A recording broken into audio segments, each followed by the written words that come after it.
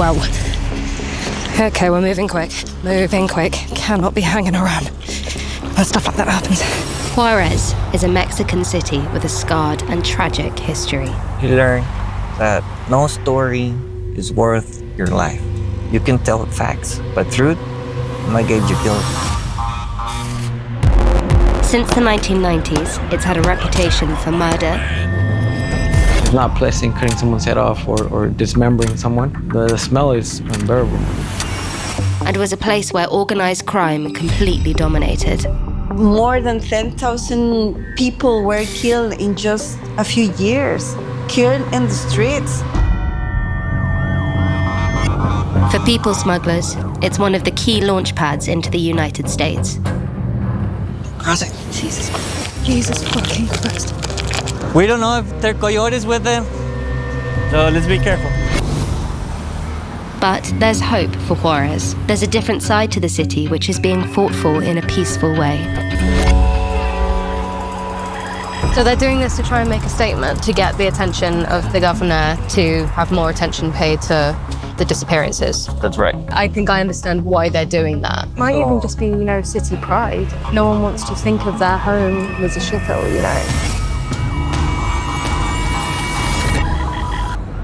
We are in Juarez, Mexico, border city. We are about to hook up with a journalist called Paco, he's a local journalist. We're here to maybe see a different side of Juarez because it does have a little bit of a bad reputation around the world, and we're hoping to see something a bit different. Okay.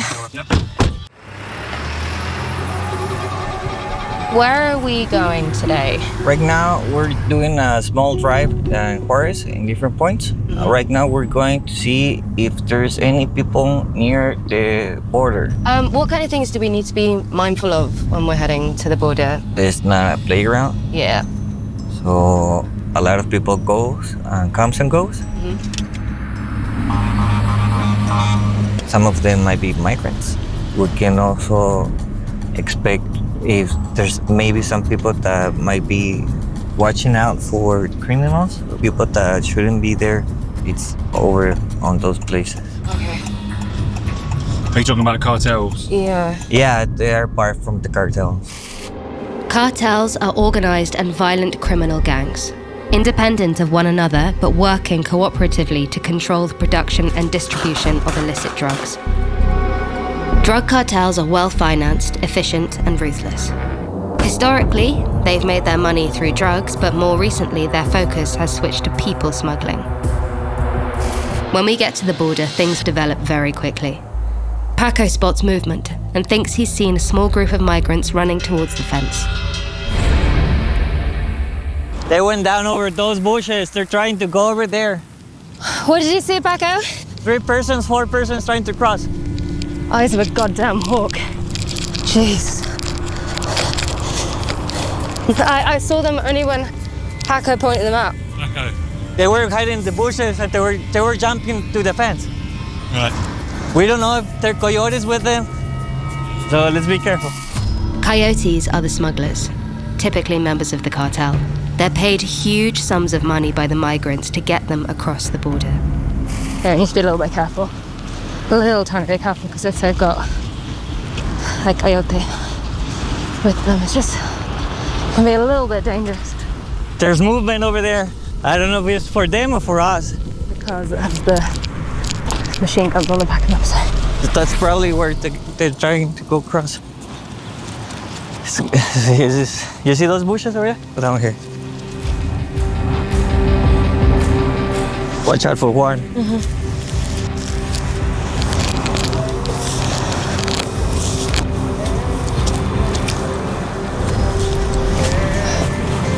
See that? Some guys just straight ahead. We don't know if he's up ahead, so be careful. Okay.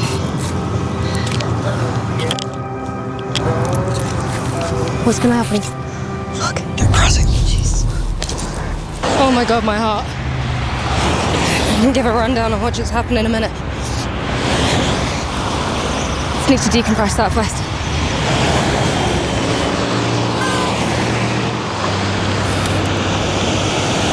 Boys have just left me behind on this side.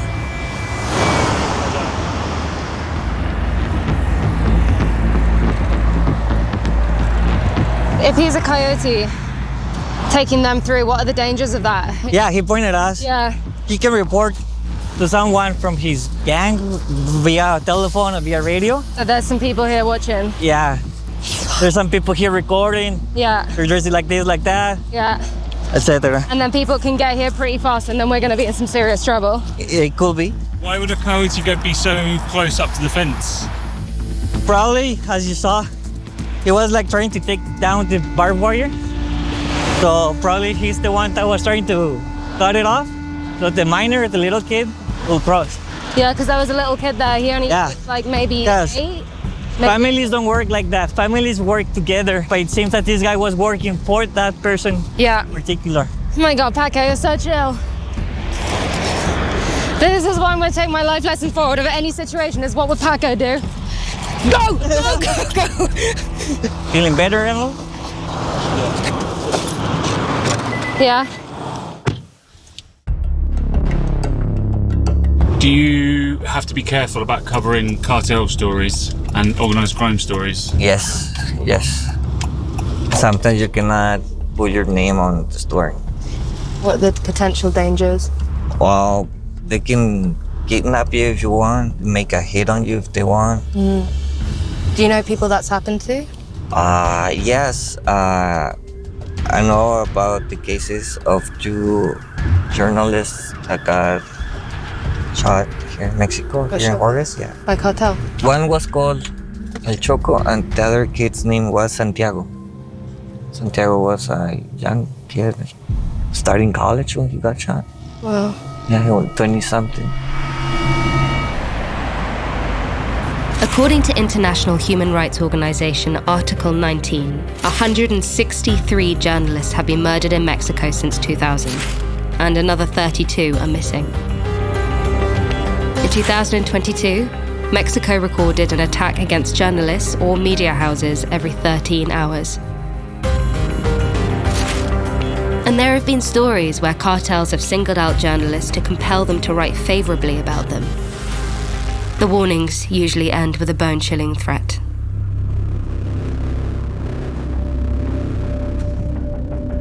That changes how you do your job, I guess. You learn that no story is worth your life. If you're doing journalism and you're saying, like, I'll give my life to tell the truth, and that's just the romantic side. Yeah. Because you cannot tell the truth, because the truth varies. You can tell facts, but truth might get you killed.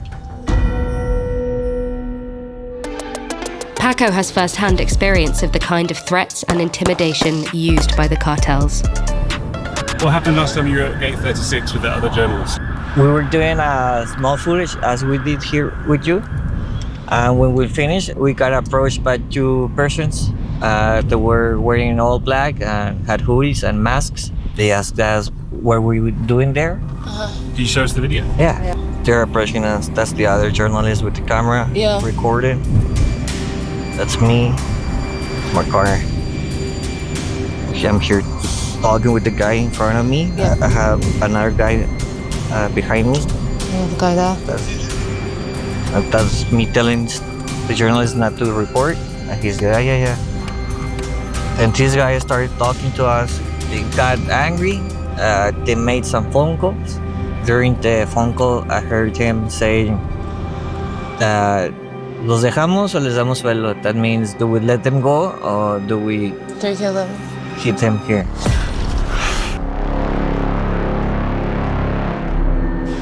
Do they let you go, or do they what? Hit you here?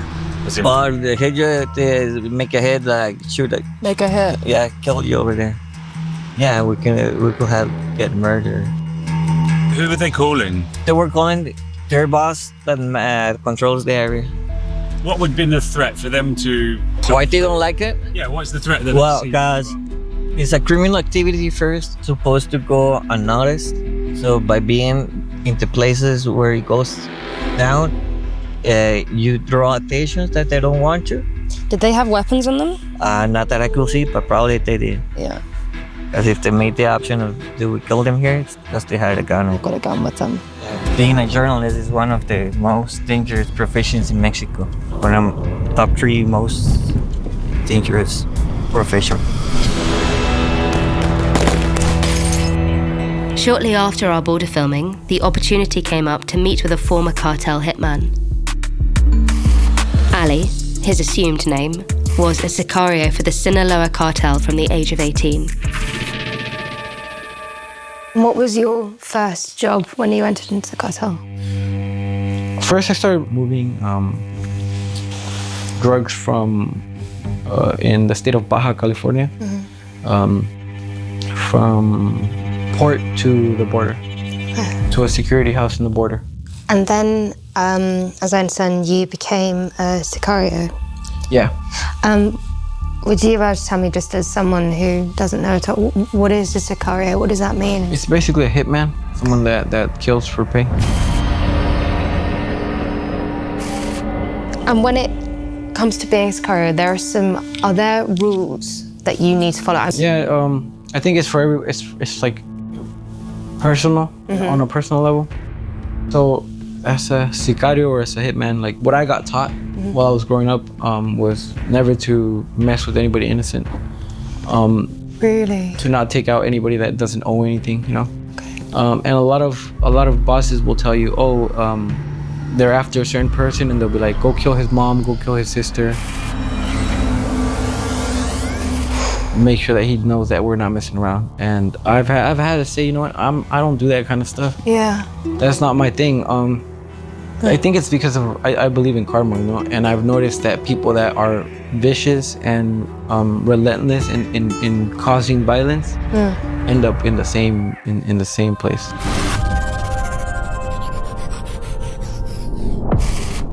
They get cut up into pieces. They get dissolved in acid. They get tortured. They get dissolved in acid? Yeah. Alive? Yeah, alive. Yeah. Or they'll tie you up to they'll tie your hands and they'll tie your feet, and they'll put you on a car, 2 cars, and they'll separate you. Is this stuff that you've seen personally? Yeah, this is what. That's why humans can be very like violent in that aspect. That especially in the cartels, I've seen that the more violent and the more horror that you can put in fear into your enemy, it's better for them. Is that almost the more that you can do, the more pain that you can inflict, the more torture? That's a way to get ahead? I've always preferred more the efficient than the elaborate. Yeah. It's not pleasant, you know? Yeah. It's not pleasant cutting someone's head off or dismembering someone. The smell is unbearable. Ali was 20 years old the first time he was asked to kill someone by his cartel bosses. When you're working as a hitman, the first jobs that you'll get are easy jobs. Like they'll give you a target, you'll go in, you'll take them out. Okay. So maybe that person that you killed was not another hitman.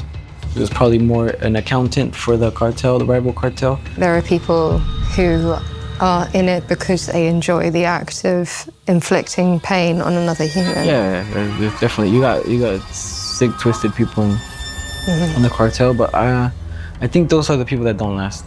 Right. There's a reason why I'm still alive, you know? Yeah. A lot of people ask me, like, how is it that you're still alive? Oh, well, I always kept myself humble and I always try to keep, in a way, I always try to manage myself with honor, you know? I'm not gonna inflict more pain than I need to another human being.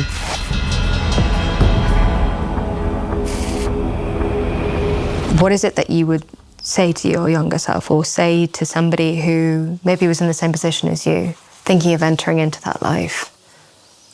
For kids that are trying to join, obviously, I would tell them that it's not worth it. Yeah. It's not worth spending most of your youth with no family around, with not being able to make a family. It's always, you have no life. Basically, your life belongs to them when you're working for them. Do you in any way carry any guilt, or do you find it sometimes difficult to look back, or are you intent on moving forward with your life? I think I don't have any guilt because I never took out anybody that didn't deserve it. Sure. I think that's why I can sleep fine. After everything that you've experienced, everything that you've been through, do you feel fortunate to be alive now? I look back and I look at my life and I know that it's only by the mercy of God that I'm still here. It's hard to last. It's even harder to get out.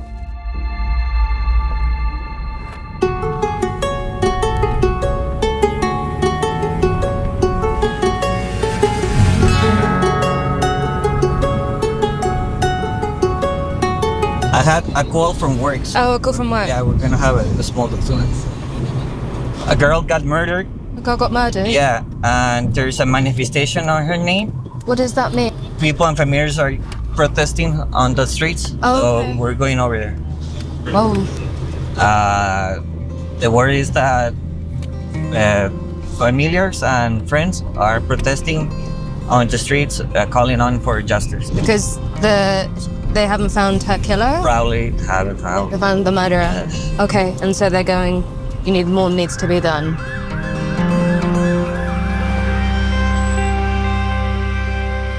That's her. That's her. How old is she? I don't know, but she seems like she's a teenager. She's got braces. What was her name? Does it say? Fernanda Naiz Molina Vázquez.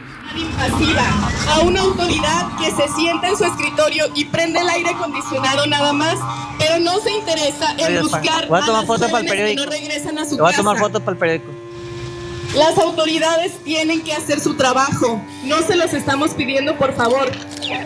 Las familias hacen un recorrido diario hacia las oficinas y que tendrían que estar ahí. Mi hija se Necesitamos con urgencia que atiendan el reclamo de las familias.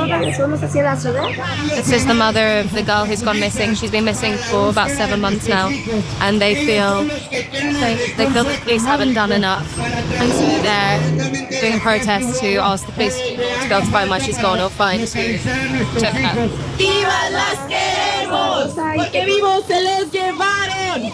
¡Vivos los queremos! Tenemos voz y nuestra voz no la pueden. Paco, I know you were speaking to the mother of the girl who went missing. What was she saying? Porque están viviendo.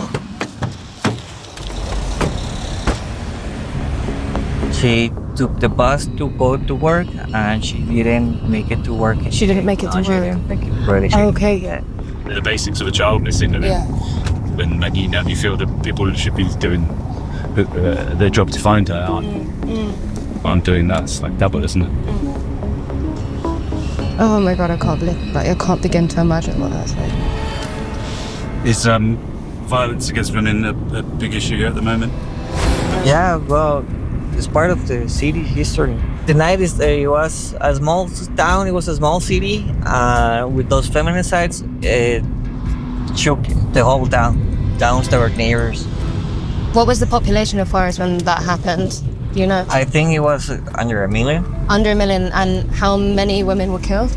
I don't have their numbers, but there have been cases that they have found like bodies of 3 or more women in one same spot, you know? And for a small city, that's a lot. The term feminicidio, meaning the disappearances and murders of hundreds of young women, has become synonymous with Juarez. Paco takes us to see a friend who covered the cases. Usually I work on migration stories, on gender violence and narco violence. In 2003, Alicia was beginning her career as a photojournalist in the city, and this was one of her first assignments. It's believed around 300 women were killed or went missing in Juarez, but that number could easily be much higher. The victims were typically from working class backgrounds. It started to be noticeable in 1993. They found a murdered girl that were disappearing. Usually they were like very, very poor girls. They don't have the resources to claim for better things. They used to live like in the sides of the city where there's a lot of migration that were coming from the south. Do you feel like people didn't care as much because they were women and because they were poor from poor backgrounds? Yeah, definitely. If there were the daughter of some governor, if we're someone wealthy or something, of course, they will do it. But they didn't care because they thought that there was someone that will not care to other people, you know? Their life matters less. Back in 2022, Alicia interviewed the father of Esmeralda Castillo Rinchon, a 14-year-old girl who went missing in 2009. In some part of the interview, he just asked me to stop, and he just turned the face to the camera, talked to her daughter. Oh. He said that, Esmeralda, if you are looking this announcement, whenever you are doing, doesn't matter if you are into drugs or if you have been smuggling, anything situation, your father is here and your father is still waiting for you.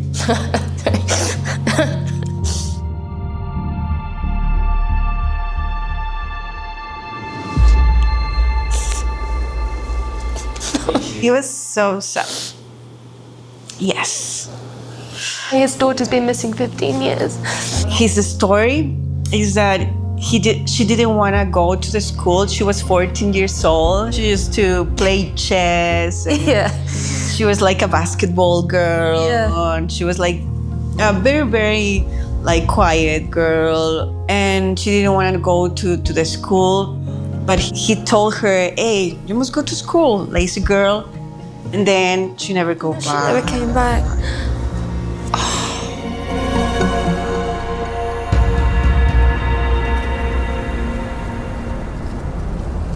Paco shows us the site where the first bodies were discovered. It's now a memorial to the missing women of Juarez. You can see here the girls, and one wasn't identified. Claudia, Esmeralda, Laura, Maria.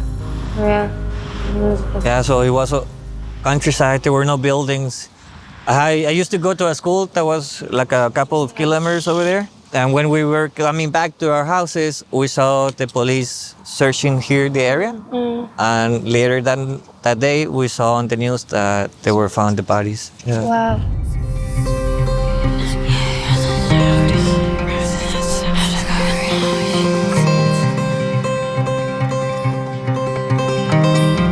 What does that say here? For the life? Por la vida y la libertad de las mujeres, ni una desaparecida más, ni una asesinada más, ni una más. For the life and liberty of women, none one more of them disappearing, none one of them more murdered, none one more. Not one more. Sort of enough is enough. Enough is enough. Ni una más. That's like the slogan of the city. No more. No more. We have the crosses where they found the bodies. If we go around the city, in some places you might see pink crosses painted around walls or light posts. Those are remembering this problem, this feminicide problem in Juarez. So that's the way people show their support. Yeah. You can see the graffiti right here. That's written by girls that march asking for justice for all these crimes. Well, that's what this says. The one says it's the name of a person that's Pepe Gallegos. He's being accused of being a stalker. Who was this Pepe? I actually don't know. It's in the 8th of March, a lot of women march, and they come and put the names of people that have been harassing them and they've been violent. Oh, I see. Yeah, okay. Small thing they can do to fight back, isn't it, I guess? Not fight back, but, it's something, isn't it? Small protest. Yeah. It's a difficult thing when, if you've experienced sexual harassment, naming whoever it was is a very, very difficult thing to do. Most of the time because you don't get believed. So writing the name down, this is quite a powerful thing to do. Cathartic, isn't it? It's cathartic in a way because then it's like release, I guess, isn't it?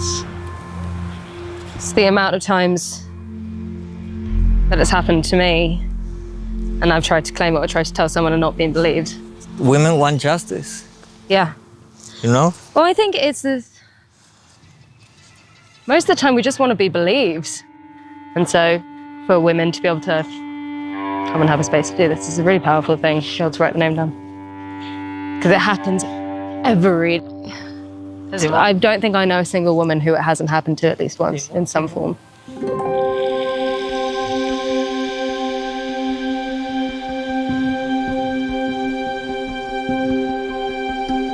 What does that say here?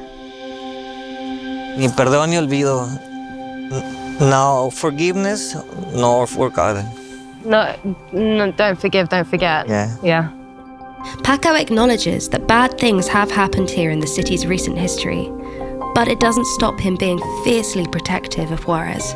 This isn't just like a Juarez kind of problem, is it? This happens in other places. This happens, I think, worldwide, but because the stigma of that Juarez carries, I think that a lot of the bad problems that happen here gets a spotlight because only it is Juarez, because the name branding, you know? Yeah. It happens here and everyone goes, see, told ya. Yeah, but you can go to Chicago, it also happens there. You can go to Amsterdam. Go to London. You can go anywhere in the world, except it's not a problem that's only from here.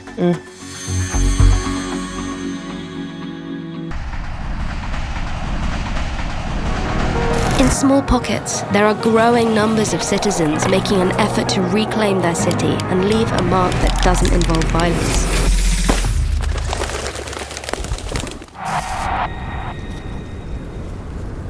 Why this place?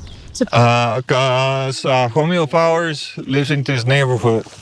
Uh-huh. So Which means that you're allowed to paint here. he gave us the spot for us to paint. Signs good. ¿Qué club es? ¿Malafama? Motherfucker. Motherfuckers. Motherfucker. That's MF, motherfuckers. A motherfucker. Yes, good.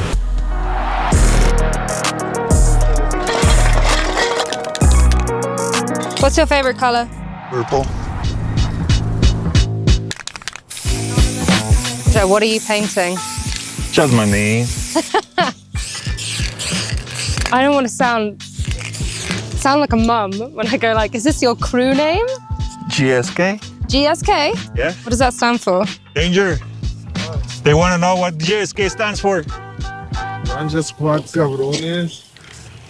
Ghetto Soldiers Killing. It means like a lot of things? Yeah. Yeah, Graffiti Society Kings. I know. Oh, so it's like you've gone GSK, but it can mean like a lot of different things. Did you come up with the name? Yeah. Uh-huh. Actually did when I was You're 14? Is it illegal to do this? To paint? But police don't really care if they see more than one people and then they think you have permission just because you're doing it. So Okay. they don't bother you. Yeah. I do it all the time. I'll go to a big street or whatever and just start buffing it and they'll leave you alone. If you look scared, then cops will notice it and they'll just if you don't even look at them, you don't even turn around and pay attention to them, they'll just drive by. Yeah. So you're in a crew, but you're not in a gang. No gang, no gangs. There's no gangs in Mexico anymore, especially here in Juarez. Because of the cartels, And they kill everybody. see any gang and they'll recruit them. So that's not the same thing. Yeah, either you work with them or you get killed. You're with them or you're against them? Yeah. People hanging around here and say, oh, this is our part. You know what I'm saying? We're getting... Sorry, I didn't know what you wanted to get. But the cartel is like a whole different thing. Yeah, that's more organized crime. Danger, do you know people that have been recruited by the cartels? I know a lot of people that they've tried to recruit them or they have been recruited. Yeah, it's not like they recruit you. It's like they offer you a job, you know what I'm saying? Yeah. You want to earn some money? Go get some money. Once you're in, can you ever get out? People get used to that easy money and stuff and they'll just rather Yeah. go do that. Yeah. So it's too good to turn down, basically. They say, if you want to make, like you said, easy money, I don't know, however much, but just to do this little thing, just to do this little thing for me. Yeah, That's it's basically, that's basically it. You want some money. I mean, nobody does it because it's forcefully. Everybody does it on their own, what they do. If you're in the cartel, sorry, are you given a certain amount of protection? It's just crazy how things work down here. Because, like, if, let's say your brother's a police member, right? You get pulled over anywhere in the city, you say, oh, my brother's a police member. Even if you're doing something illegal, they'll let you go. Oh, there you go. Yeah, it's same thing with, like, cartel members. Okay, I work for this cartel. Okay, go on your way. On you go, okay. No problems. Wow. Yeah. Like a pass. Yeah. Yeah, too much corruption here.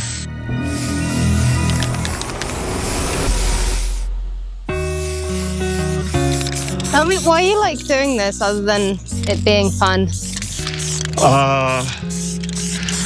You're just free for a moment. There's a lot of violence and a lot of the stigmas, right? So we just try to have fun in a relative safe way, in a fun way. Is it also about kind of saying that the city's got more to it than violence? There's more to Juarez than... Yeah, for sure. Yeah, for sure. There's theater, there's music, there's graffiti. There's a lot of colors here. There's people that are hard workers, people that are creative, people that have families. We just we want to get along. We want to make it for ourselves. And this is just a little space that we take from the city. As you can see, it's pretty gray and it's pretty dull. So we like to think that we bring a little bit of color to it. Literally and metaphorically. Some of the stuff that happens here, it can be a dark place, can't it? You know, yesterday there was a drive-by. It's not all negative. We have to try to make it the best for us. A nice experience, what I'm witnessing here, is people just wanting to create an art and express themselves. It's not to do with violence or making any kind of violent statement. It's a form of peaceful protest via art in a city that can be really dark and dangerous. Nice to witness. Changed my opinion a little bit. It's impossible to ignore the fact that Juarez has been and still is a relatively troubled place. But there are signs of promise. There are green shoots emerging, signifying that the city at least wants to leave its reputation firmly in the past, where it belongs.